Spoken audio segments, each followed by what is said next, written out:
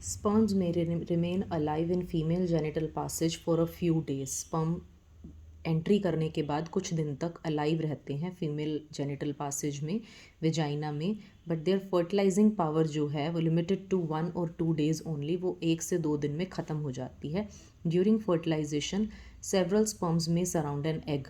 Egg के चारों तरफ रहते हैं पर सिर्फ एक ही एंटर कर पाता है. In doing so tail is left behind, पीछे रह जाती है. ओनली हेड पार्ट जो है वो पेनिट्रेट करता है एग को.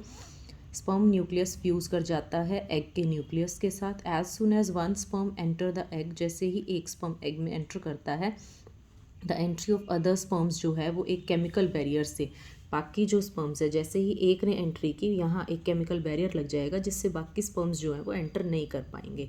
इन केस अगर कोई दूसरा स्पर्म सक्सेसफुल हो गया एंटर करने के लिए, देन ट्विन्स वाली कैटेगरी प्रोड्यूस होती है, which we will study later. Implantation. Fertilized egg soon starts dividing into 2, 4, 8 ऐसे. यहाँ पर फर्टिलाइज्ड एग जो है वो धीरे धीरे 2, 4, 6, 8 और मल्टीपल सेल्स में डिवाइड होना शुरू हो जाता है. By the time it reaches the uterus, जैसे जैसे धीरे धीरे वो यूट्रस की तरफ पहुँचता है, वो एक होलो बोल बना लेता है न्यूमेरस सेल्स की, बहुत सारी सेल्स की, जिसको ब्लास्टोसिस्ट कहते हैं. This is an important term. This is a kind of embryo which forms a pit in the endometrial lining. अब ये एम्ब्रियो का फर्स्ट स्टेज है और ये एक पिट बना लेगा एंडोमेट्रियल लाइनिंग में और वहाँ पर फिक्स हो जाएगा and gets fixed in about a week, 5 to 7 days में, टाइम आफ्टर ओव्यूलेशन.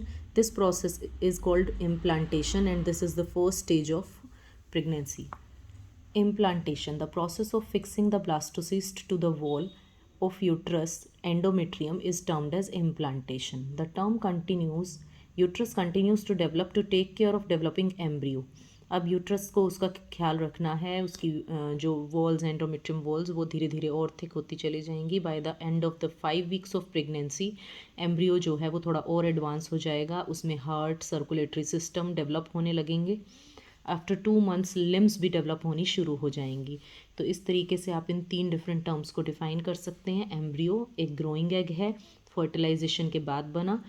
जब तक उसके मेन बॉडी पार्ट्स नहीं दिखने लगे तब तक आप उसे एम्ब्रियो बुला सकते हो. जब उसके बॉडी पार्ट्स दिखने लग गए तब आप उसे फीटस बुला सकते हो आफ्टर 7 weeks ऑफ प्रेगनेंसी, और pregnancy carrying unborn young one inside the body, that is called pregnancy. Amnion or amniotic fluid. In the early stages of gestation, the implanted blastocyst develop a number of extra embryonic membranes to protect the developing embryo.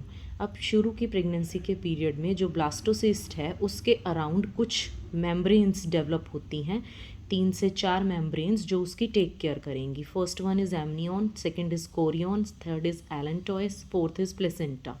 इनका अपना अपना एक important role है fetus की development में, जो and are present right up to the time of the birth, और तब तक ये प्रेजेंट रहता है. एमनियन क्या है? एमनियन एक सैक है, एक बैग टाइप स्ट्रक्चर है which develop around the embryo even before the formation of allantois. Allantois की फॉर्मेशन से पहले एमनियन आता है और उसके बीच में ब्लास्टोसिस्ट और एमनियन के बीच में, ये ब्लास्टोसिस्ट है, ये एमनियन है, उसके बीच में एक फ्लूइड भरा होता है which is called amniotic fluid.